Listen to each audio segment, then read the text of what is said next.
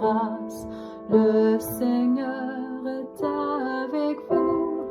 Vous êtes bénie entre toutes les femmes, et Jésus, votre enfant, est béni. Olá a todos! É um imenso prazer nos encontrarmos novamente para darmos continuidade aos nossos estudos e leitura dos livros da Bíblia. Antes de iniciarmos, vamos rezar uma oração do nosso Deus, ensinado pelo seu Filho Jesus. Pai nosso, que estais no céu, santificado seja o vosso nome. Venha a nós o vosso reino, seja feita a vossa vontade, assim na terra como no céu. O nosso de cada dia nos dai hoje, perdoai as nossas ofensas, assim como nós perdoamos a quem nos tem ofendido. E não nos deixeis cair em tentação, mas livrai-nos do mal. Amém. Então, queridos irmãos, vamos iniciar mais uma vez esse nosso estudo e lembrando que nós estamos dando continuidade aos chamados livros históricos. Como nós vimos, é uma grande quantidade de livros, não é? Que nós vamos ter na nossa Bíblia. Mas há uma certa divisão e, relembrando, nós temos os livros que vão ser entendidos como seguindo uma teologia ainda da Torá, ou seja, ainda do Pentateuco, do livro de Deuteronômio. Esses livros, eles vão ser chamados de livros deuteronomistas ou livros da história deuteronomista. E dentro desses livros nós iniciamos, no nosso encontro passado, o estudo mais aprofundado sobre o livro de Josué.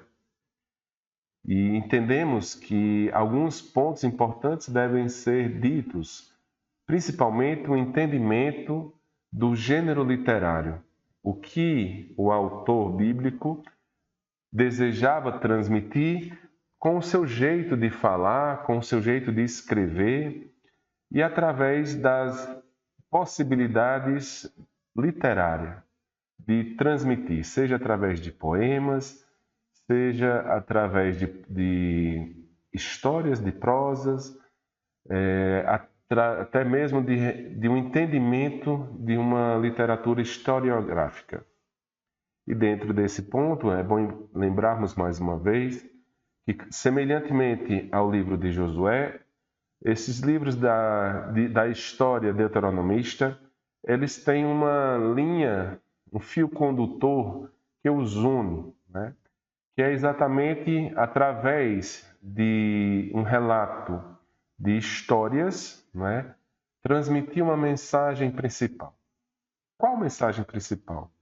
Responder à grande questão do povo hebreu, né? Do porquê se encontraram dentro de um cativeiro e não possuíam mais uma liberdade, não possuíam mais a terra que era prometida por Deus desde a época de Abraão. Se verdadeiramente foram libertos, né, do Egito por Moisés e chegaram até a terra prometida de Canaã sob o comando, né, de Josué e dominaram aquela terra, o que foi que aconteceu? Que Deus cumpriu a sua promessa e agora o povo se encontra mais uma vez sem a terra, mais uma vez sobre a condição de escravizados, exatamente levados aí ao exílio, né? Além disso, retirado da terra santa, da terra prometida, a terra da promessa de Deus. Então, esse conjunto de livros relata, é uma volta à memória dos acontecimentos anteriores a esse fim, né, que seria o exílio na Babilônia. O que foi que aconteceu? Pensando dessa forma, foi-se relembrado a história e aí se inicia com a história de Josué e o domínio da terra prometida e a distribuição da terra por cada membro, por cada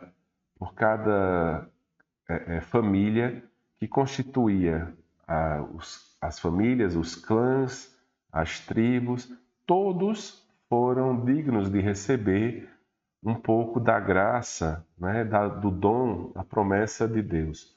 Ou seja, cada um tinha a sua terrinha, vamos dizer assim.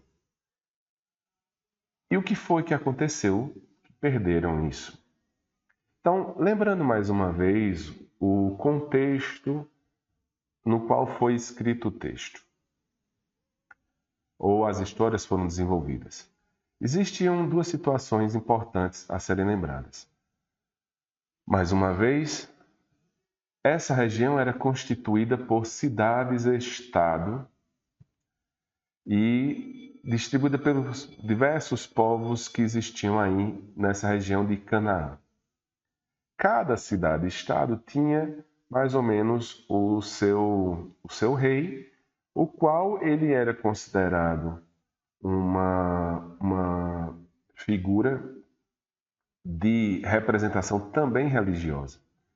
Então, cada cidade teria também a referência maior dos seus deuses. E dentro dessa percepção, o rei teria o seu culto específico. Então, existiam os deuses da monarquia, né, o deus de cada cidade, e cada aldeia ao redor dessa cidade também poderia ter os seus deuses pessoais. Nesse contexto, temos aí a presença de vários deuses, tendo como principal o Baal.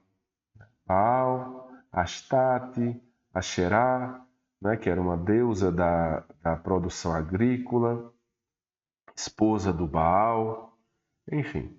Então, existiam as representações. Aqui é um ponto interessante a gente ter a dimensão de que a representação da imagem de Baal muitas vezes era a representação de um touro, né? E isso vai nos colocando aí na dimensão de entendermos lá desde o Êxodo, né? Quando tem o culto ao bezerro de ouro, como também na leitura agora, dando continuidade nesse contexto todo desses livros, que vão ser, mais uma vez lembrando, Josué, Juízes e Samuel e Reis. Então, em todos esses livros, esse contexto ele vai imperar, e principalmente essa questão religiosa, né? E isso, Baal vai ter lá na frente um culto novamente sobre uma distinção mais forte, né? Uma luta mais forte com o deus Baal, principalmente no culto ao bezerro, né? No culto a esse touro, né? Então, essa discussão sempre muito forte, que vai levar muitas das vezes ao pecado pelo povo de Deus.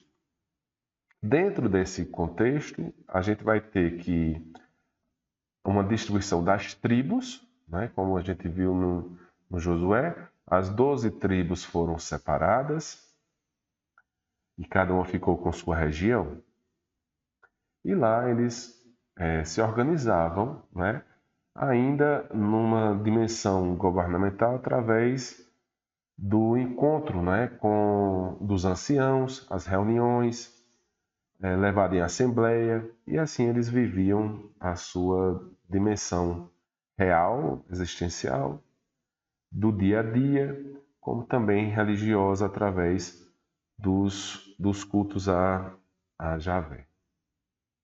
Nesse ponto, toda essa região de Canaã ainda era dominada pelo Egito. Só que com o passar do tempo, e o Egito, enfraquecendo um pouco por questões políticas do seu próprio império, que a gente não vai adentrar nesse contexto, perde um pouco da força sobre a região e começam aí a haver invasões de outros povos, começam a haver batalhas, né, entre os próprios povos das cidades, e elas começam a apresentar guerras e várias guerras. Inclusive guerras sobre as tribos de Judá, né? As tribos de Israel, sobre o povo de Deus. E aí o que acontecia nesse momento? Nesse momento entra em ação um personagem que é chamado do juiz. E aí é sobre esses diversos personagens que o livro de Juízes irá abordar. Então, ele vai ficar temporalmente, né, após a conquista da terra e a distribuição da terra pelas 12 tribos, e vai ficar antes da criação monárquica, né, com Saul, Davi, Salomão e os outros reis. Então, ele vai ficar temporalmente nesse espaço, que foi ficar exatamente o período das histórias dos juízes. Juízes, eles vêm de uma terminologia, né, hebraica que é os shoftim, né? E shoftim são os juízes que têm a função principal de julgar, julgar o povo de Israel. Mas a grande ideia desses juízes não é necessariamente de fazer a semelhança dos juízes que temos hoje em dia, né, nos tribunais e tudo mais. A ideia de um juiz aqui é geralmente um líder carismático, um líder que tem a facilidade de agregar, né, o povo e, na maior das partes, é um escolhido do povo, né? É alguém que sai de dentro do povo para lutar em defesa, né, das tribos, ou seja, em defesa do povo de Deus. E esse lutar em defesa do povo de Deus é o que vai exatamente fazer com que a justiça e a graça de Deus continue sempre reinando. Então, um juiz será aquele que portará, não é, sempre o juízo de Deus. No caso, lutará para permanecer o seu povo livre e obediente ao seu Deus, sem, mais uma vez, ser dominado ou ser vencido por povos estrangeiros. Então, o juiz aqui, ele vai ser um dos pontos principais para salvar o povo, né? Salvar a tribo que está sendo agredida, violentada. Então, o juiz ele lutará pela justiça, pela salvação, né, do povo que se encontra em guerra. E nesse caso, salvação aqui é exatamente o resgate, né, do povo, mais uma vez, a vivência sob o domínio do juízo de Deus. Ou seja, mais uma vez, um povo obediente à sua palavra. Então, a personagem de juízes, né, ou os juízes, são esses escolhidos por Deus para salvar o seu povo, ou seja, para resgatá-los novamente para Deus, principalmente em momentos de batalhas com povos estrangeiros, que não deixa de ter uma potencialidade negativa de desobediência aos 10 mandamentos, quando coloca-se aí a inclusão de deuses falsos, de deuses que que o povo de Deus não deve adorar. Então, é nesse contexto que os juízes vão se manifestar na sua história. E aí temos mais ou menos, dentro de um contexto do gênero literário, nós vamos ter alguns gêneros literários importantes nesse conjunto de livros, mas principalmente no livro de Juízes, nós vamos ter como um principal gênero literário a saga. Então, podem perceber que o livro de Juízes, eles vão ser divididos, né, em sagas, e essas sagas podem ser sagas de heróis, né? Então ele vai contar uma história. O Juiz vai se manifestar como um gênero literário do herói. Então ele vai contar a história do herói em alguns momentos, a batalha que foi travada, a vitória e como ele agiu. Então, quase todas essas sagas, elas vão ter essa intenção de manifestar uma construção do herói. Existem também alguns pontos dentro do livro de Juízes que é a constituição, por exemplo, uma explicação anedótica. No caso aqui, anedótica no sentido real da palavra, que é colocar num texto de forma escrita algo que foi transmitido de forma oral, sem nunca ter sido escrita antes, né? Então nunca foi anotada. Então alguns conceitos importantes, lugares, então vai se explicar muitas vezes a origem de um nome, de um monte, ou de uma região. E isso que era feito de forma oral, nunca escrito antes, começa e é escrito nesse livro, exatamente para explicar a origem, não é, dos termos de determinadas regiões. Então, isso também caracteriza a ideia dos juízes. E o mais interessante é que a própria palavra juízes aparece muito pouco, na verdade, só uma vez, dentro de de todo o livro.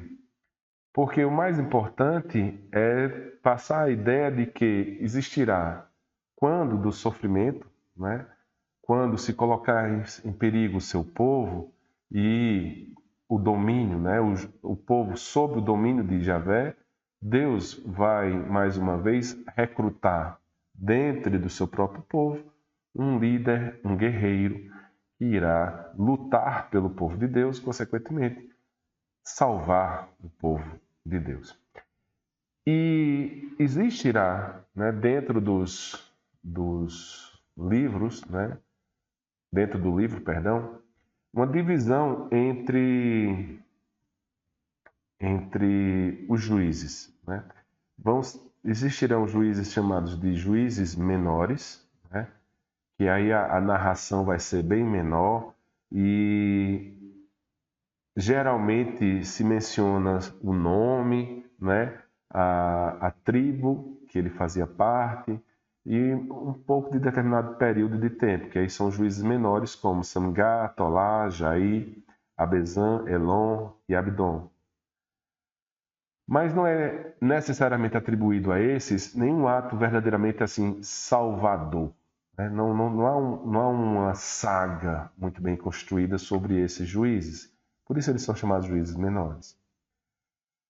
Os juízes maiores, que são classificados como juízes maiores, sobre eles recai sim, né, todo um relato numa saga do herói, que vão ser exatamente esses escolhidos libertadores, né, salvadores, vão ser relatados aí todas as suas façanhas, tudo que eles verdadeiramente construíram e conseguiram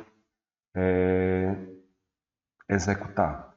E aí a gente vai ter Otoniel, né, Aod, Barak, Débora, Gedeão, Jefete e Sansão. Então, dentro desse relato dos juízes, a gente vai ter esses como sendo os principais e que vão ser mais destacados no transcorrer do livro. E aí o que traz essencialmente a ideia do livro, né? A ideia de que vamos ter ciclos de surgimento desses guerreiros, né? E esses guerreiros eles vão sempre ser chamados, né, para libertar, geralmente uma tribo ou um conjunto de tribos, acerca do que está sendo sofrido em relação a alguns dos povos, né, por algum dos povos estrangeiros. Dentro destes, né, há um destaque maior a ideia da justiça e da graça de Deus. E aí a gente volta novamente a uma dinâmica, né? A uma dinâmica importante, que é o pecado e a salvação. É o primeiro momento no qual, ao pecar, né? E isso mais uma vez traz a continuidade do que já aprendemos com Josué, né? Então, o pecado ele vem como ato do próprio povo. Então, o livro de Juízes vai mostrar isso, que a graça de Deus, a justiça de Deus, essa continuidade da aliança com Deus continua fiel, né? Continua acontecendo. Mas ocorre um fracasso de fé e de fidelidade do povo agora para com o seu Senhor. E dentro dessa dimensão, por situações de interferência de outros deuses e, consequentemente, de outros povos, o povo de Israel, o povo de Javé peca. E ao pecar, né, que é sempre uma infidelidade à aliança, isso é muito importante. O pecado é um ato do povo de Deus contra a aliança do seu Senhor. Um ato voluntário do povo, é uma escolha. Então, pecar passa por uma capacidade individual de escolha. E desse pecado ocorre, como vimos no ensinamento de Josué, que ao se separar, ao quebrar a aliança de Deus com a graça, não tem mais como se permanecer nela. E aí o povo entra numa situação de desgraça, que no caso é a possibilidade da perda da identidade de povo, perda da sua terra, perda da sua liberdade.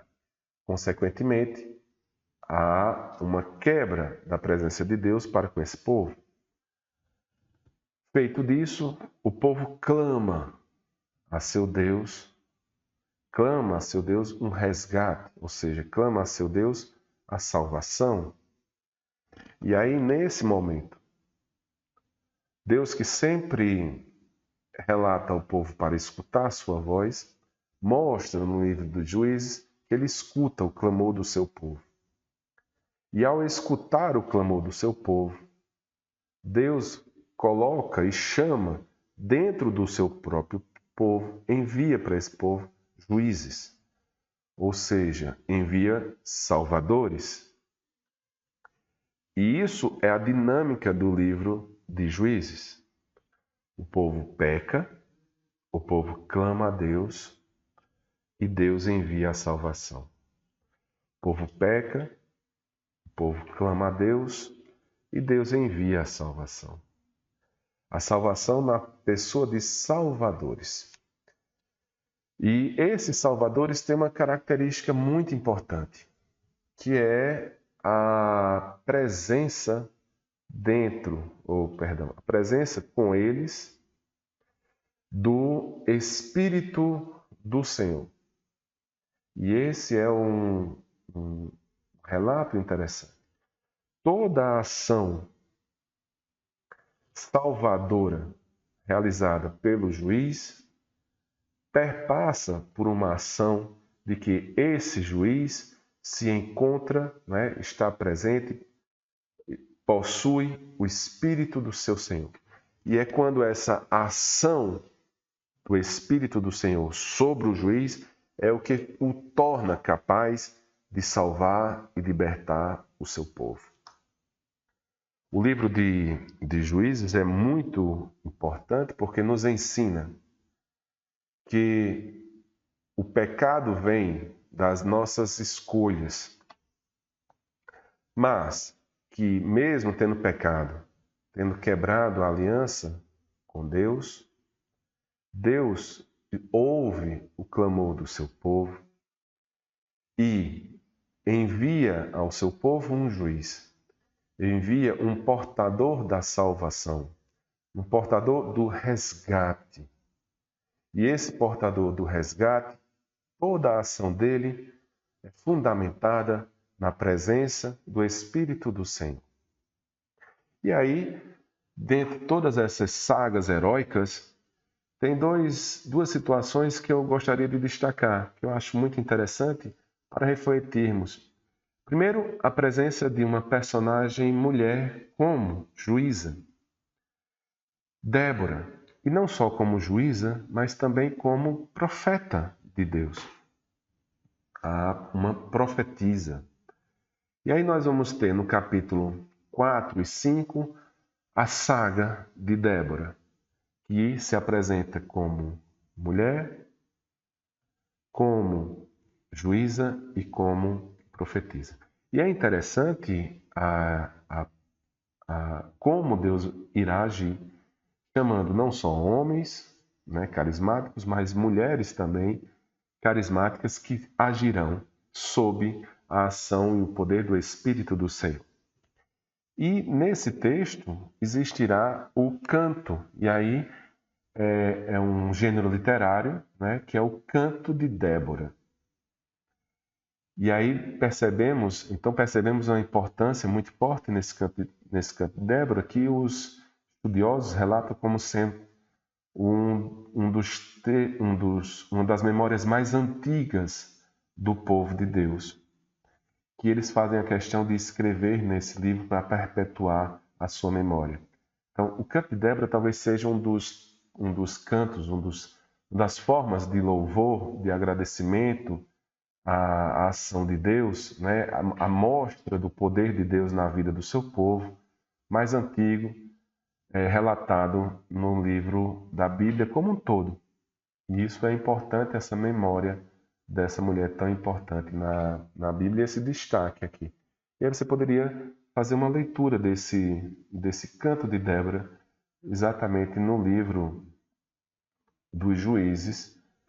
Você poderia agora fazer esse exercício de ir e ler, né, esse canto de Débora, agora entendendo um pouco mais sobre essa dimensão e essa importância, né, dessa pessoa na sua vida, exatamente no capítulo 5.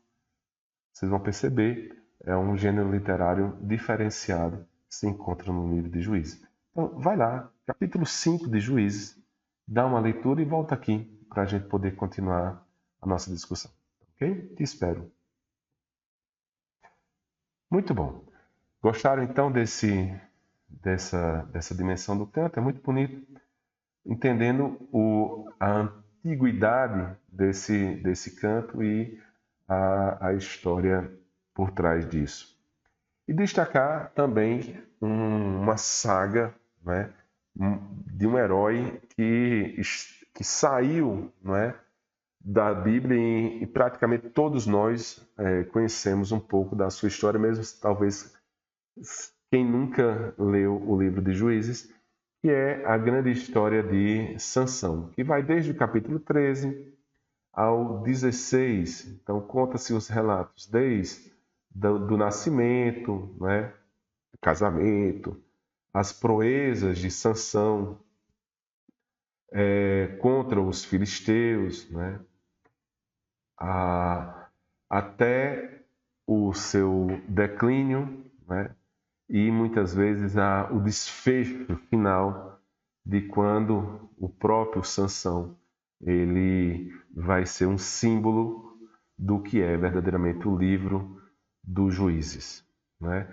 Então, a história de Sansão é interessantíssima e o que nós podemos aprender com a história de Sansão, né?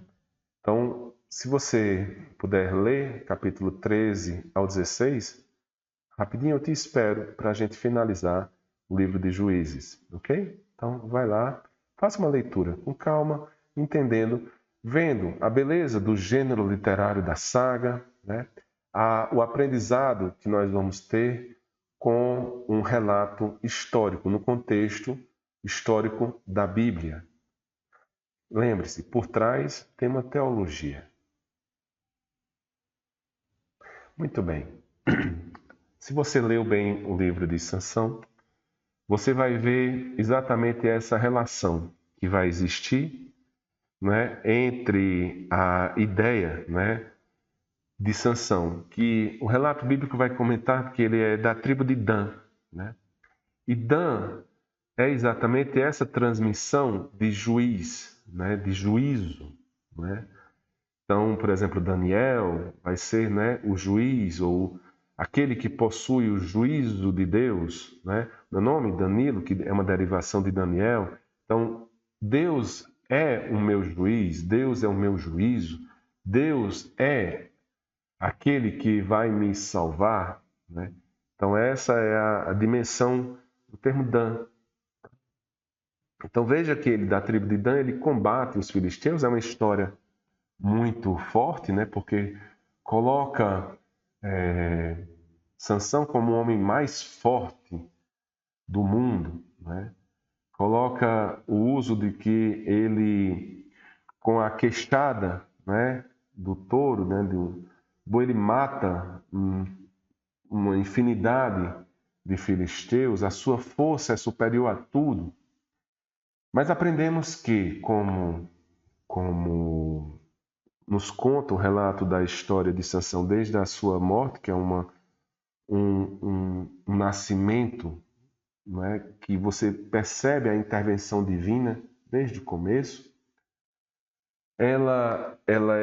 Sansão vem como uma promessa de salvação, como um homem imbatível, com uma força extraordinária, mas essa força ela é condicionada, não é?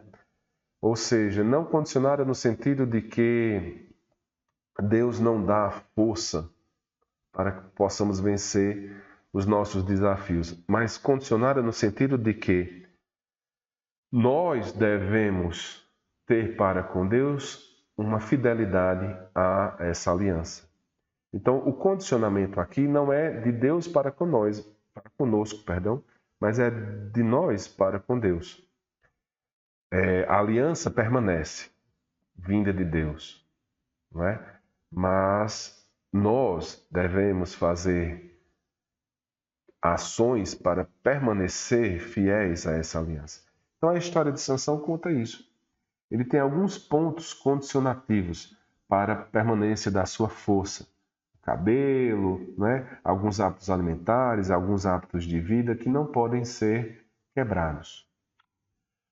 E aí há um relato de uma pessoa importante nessa história, que é a Dalila, todos nós, até mesmo sem ler a Bíblia, conhecemos um pouco dessa história. Mas o que acontece, né? Sansão ele esnoba a condição de ter o Espírito do Senhor com ele. Por vaidade, não é? por não acreditar, né? Por não se precaver e permanecer firme, né? No seu compromisso para com a aliança. Ele se envolve, né, com a filisteia Dalila e a partir daí ele irá sofrer consequências dos seus atos. Então perceba, é o grande ensinamento do livro de Juízes. Você peca porque você quebrou a aliança com Deus e foi uma opção sua. Então o pecado surge, que aprendemos com a história de Sansão, que o pecado surge da possibilidade nossa, voluntária, de quebrar a aliança com Deus.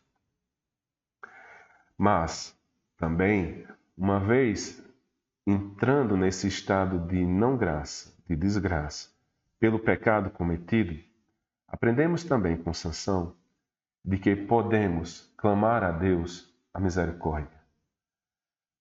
E, como o povo fez, né, com os juízes, Sansão faz com ele mesmo e pede a Deus que envie, por última vez, o seu Espírito para que ele possa fazer aquilo que foi sempre a sua missão.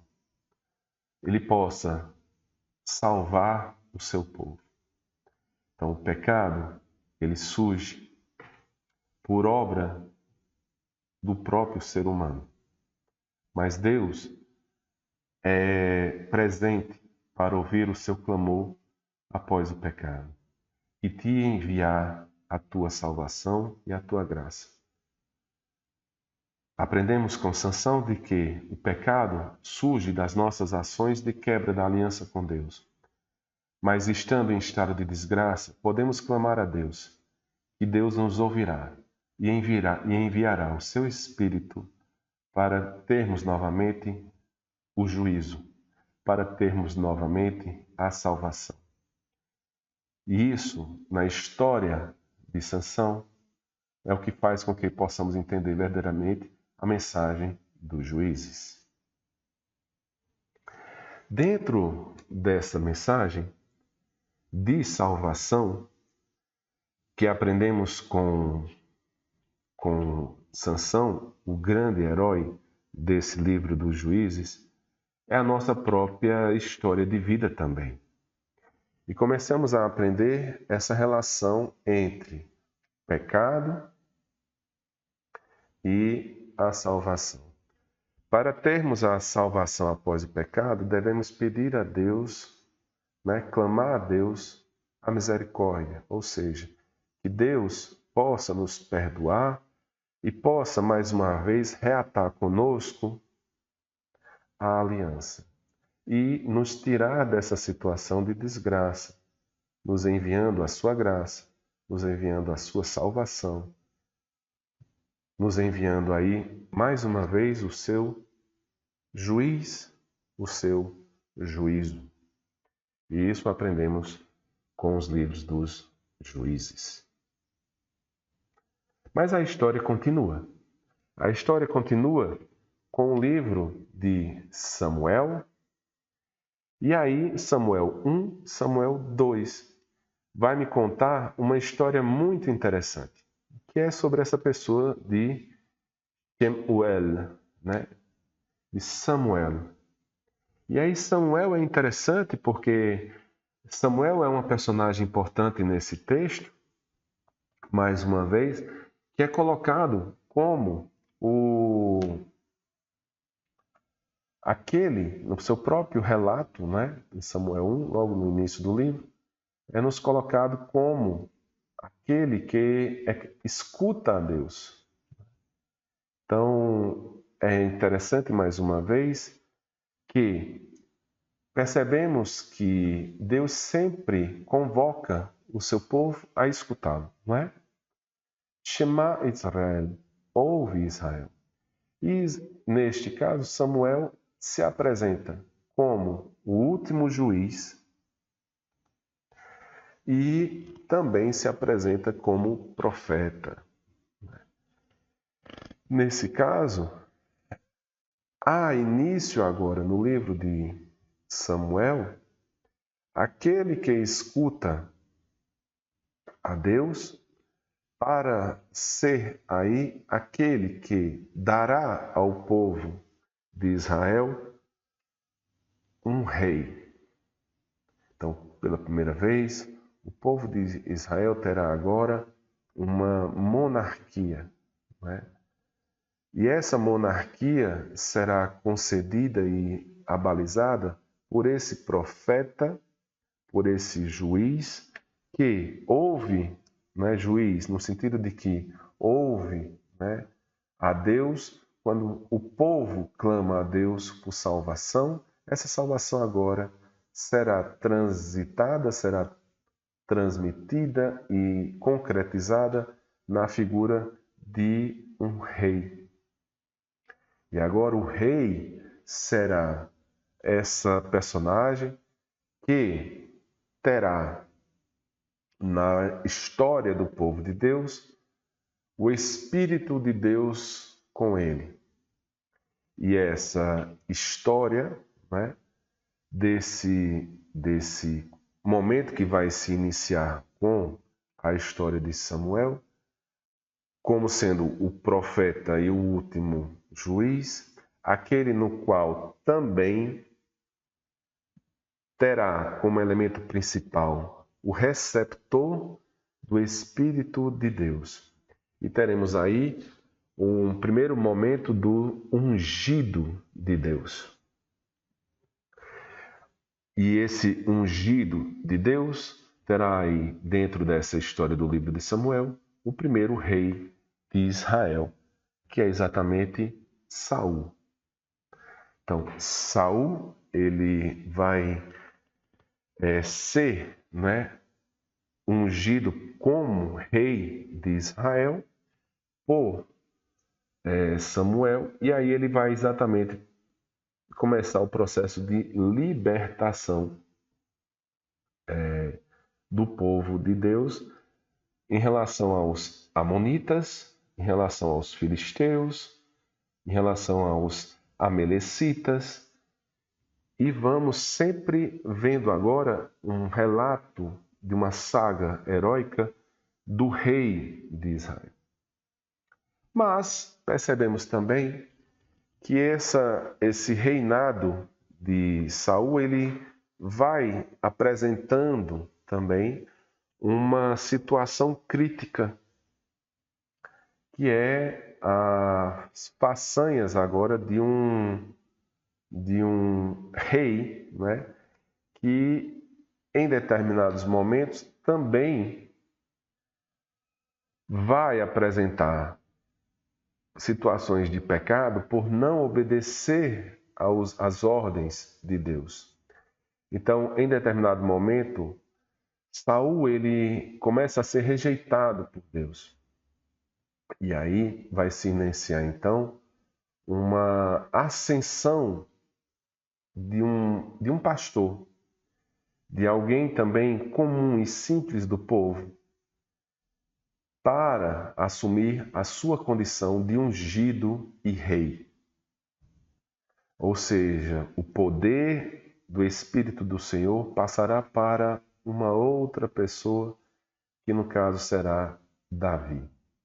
Davi, a sua história, que vai contemplar a terceira parte do livro, desse conjunto de livros do livro de Samuel 1 e 2, onde podemos dividir então a primeira parte como sendo a história de Samuel como último juiz e profeta, o responsável por ungir do Espírito do Senhor o rei e iniciar a monarquia de Israel.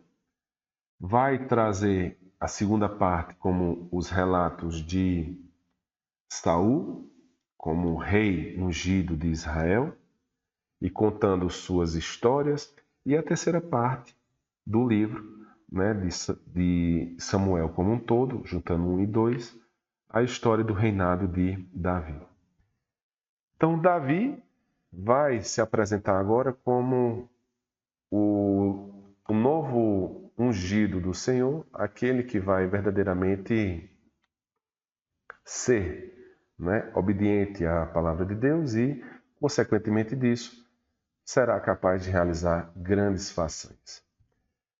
Neste contexto, o livro de Samuel ele vai trazer memórias, tanto do livro de Josué como do livro dos Juízes.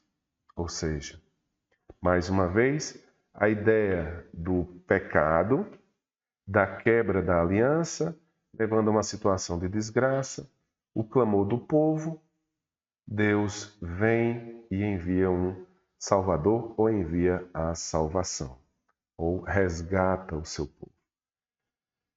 A história da monarquia se inicia também nesse processo, sendo agora conduzida por um profeta que terá uma função de ungir um rei, e esse rei será o representante na terra do seu Deus. Esse rei, ele entra em pecado, quebra a aliança, se afasta do seu Deus.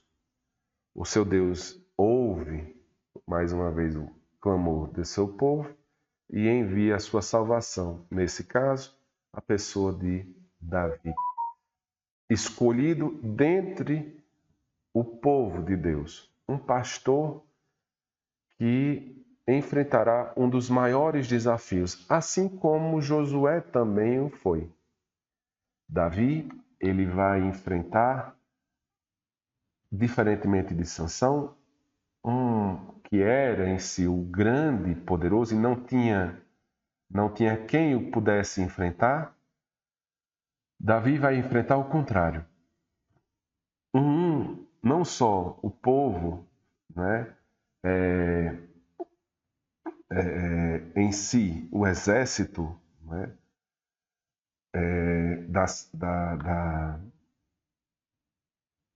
dos inimigos ao redor do povo de Deus, mas enfrentará o gigante desses povos inimigos, o Golias.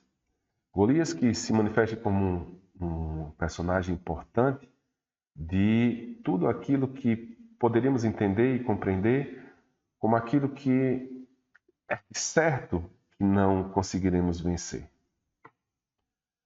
Para a sociedade de uma forma geral, a história de Davi nos ensina de que, uma vez ouvindo o chamado de Deus e assumindo a condição de ter fé em Deus, poderemos mais uma vez enfrentar dificuldades que para todos é impossível que poderemos ser vitoriosos. E isso é uma relembrança muito forte do ensinamento de Josué.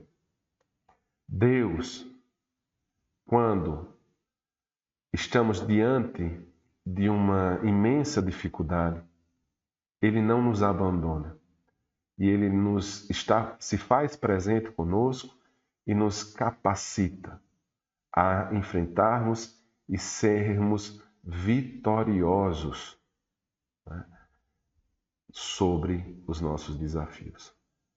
Essa é a grande mensagem e ensinamento da história de Davi e Golias. Entretanto, mais uma vez, o livro de Josué vai se concluindo, na sua segunda parte, contando também os feitos de Davi, que foi o que conseguiu reunir, não é, todo o povo, né, e toda a região, as regiões do norte e do sul, numa única e grande monarquia.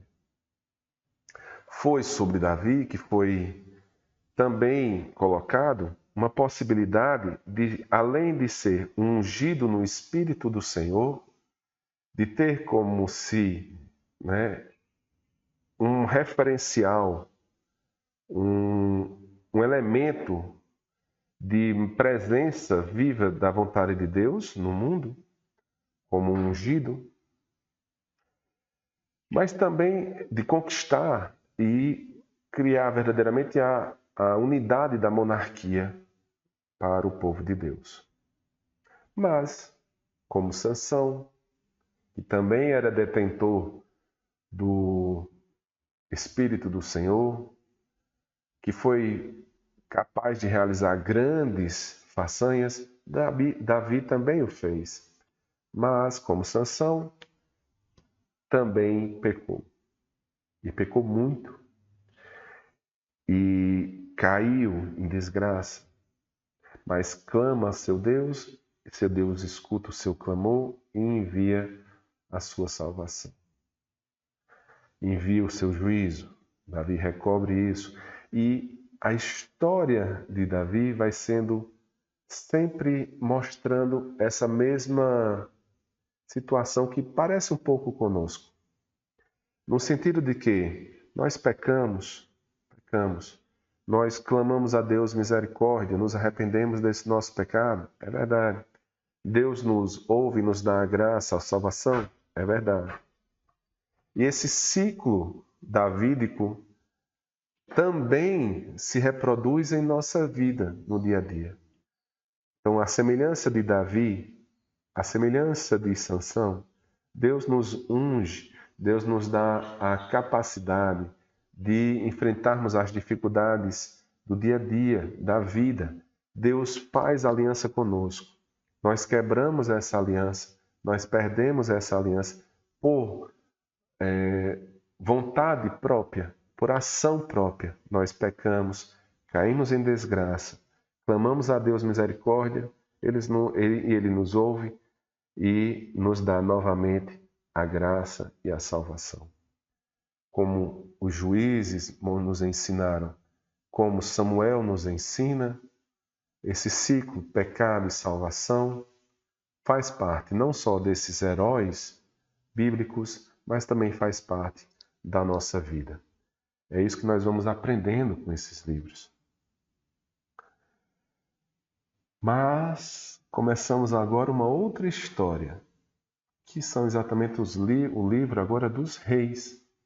Os reis que vão se dar até o fim da era da monarquia e domínio do povo de Deus sobre a Terra Santa, né? Sobre a Terra Prometida.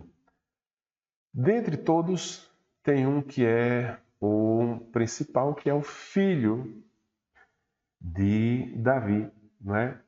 Salomão, Shelomon. Então, Salomão, ele consegue proezas também extraordinárias, né? Mostrando aí os seus relatos da sua ascensão, né? Quando ele consegue colocar em prática a parte da dimensão do culto a Deus de uma forma mais definitiva, né? Nesse livro dos reis, a realeza ela sempre vai sendo colocada como uma dimensão de bem e mal, né? Todo rei ele vai ser ungido para ser marcado como presença de Deus na terra, mas essa unção não o impede de pecar.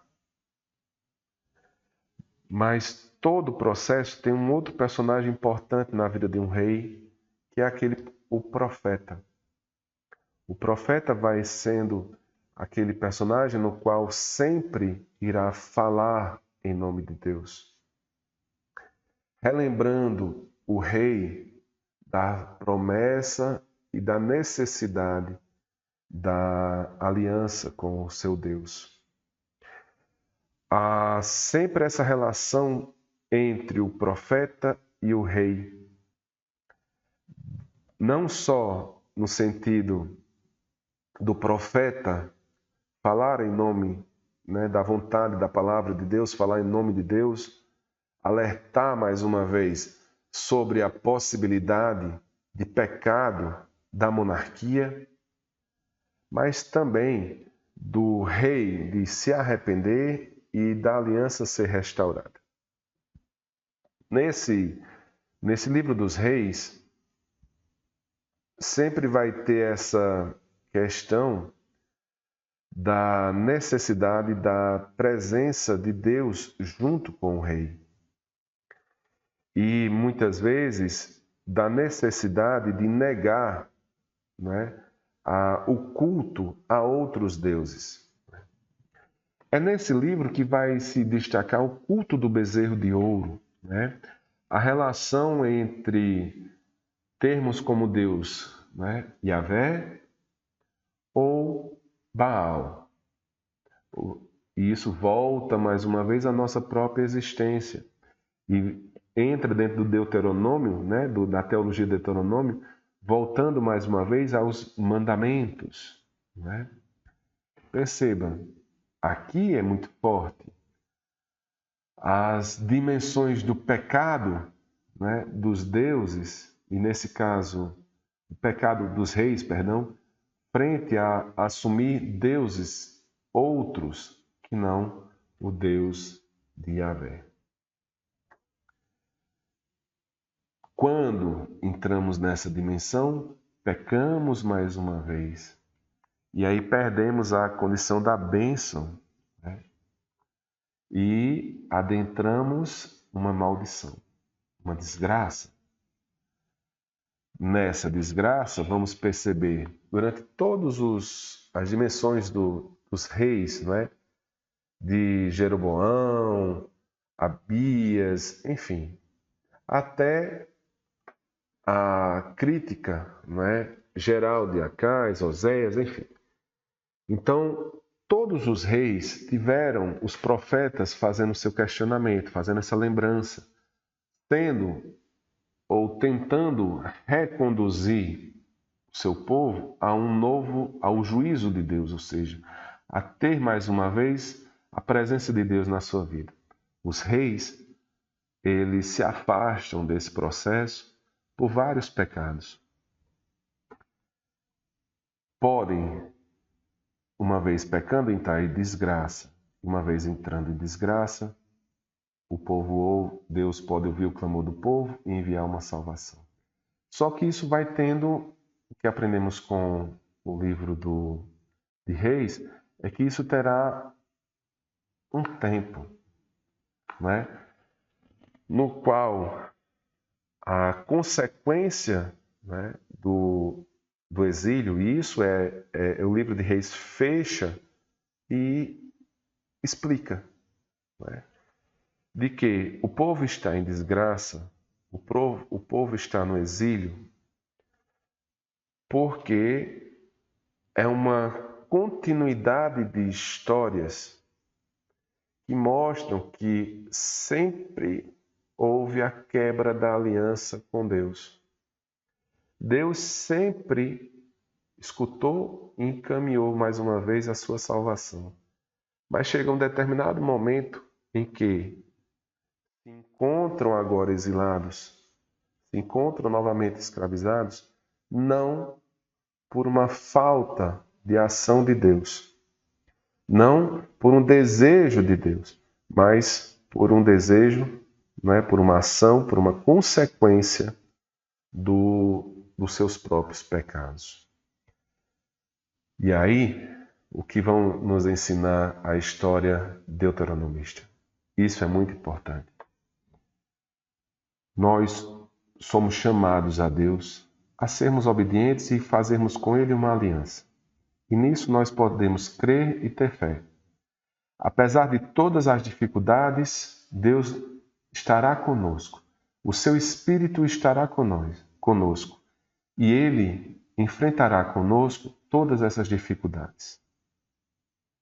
Entretanto, nós quebramos essa aliança, nos afastamos por Deus.